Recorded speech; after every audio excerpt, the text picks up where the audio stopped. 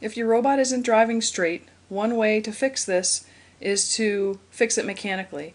Often one of the wheels will be rubbing on the robot as the wheels turn. You can feel this if you put your fingers underneath the robot on the motors. When you turn the robot on, you can feel a rotation or a rubbing or a vibration on one of the wheels. So you want to turn the robot off and adjust the wheels, usually pull them a little bit away from the robot, further out on the axle, and that should fix it. But if it doesn't, if your robot still isn't going straight, then you can make an adjustment in the programming. And the way you do that is you use something called synchronized motors. So I'm going to give myself a little bit of room here to add a few icons. I'm going to delete these wires here and here, and I'm going to select synchronized motors. You can find that under NXT commands and NXT sync motor control. So I'm going to put the sync motor control right at the beginning before I turn on motor A and C. You can do this for motors A and C going forward or going backward. I need to add modifiers.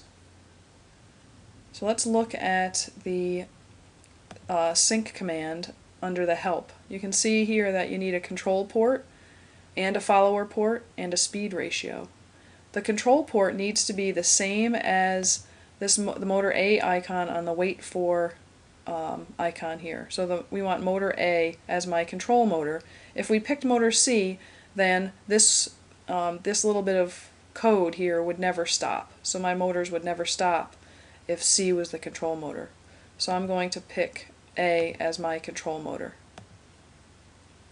So I make sure that that's wired to the left, and I pick C, and that's wired right next to it. And then for my speed ratio, I'm going to set that to 100%, meaning that motor C is moving at the same rate that motor A is. As this number decreases, motor C moves slower than motor A.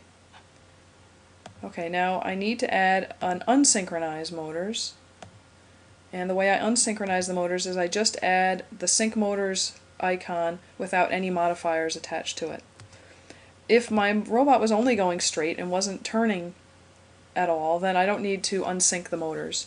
However, in our case we have part of the code has our motors going straight in the beginning, and then the rest of our code has our motors turning. So motor A and motor C are turning opposite to each other. So I need to unsynchronize the motors in order for this to happen.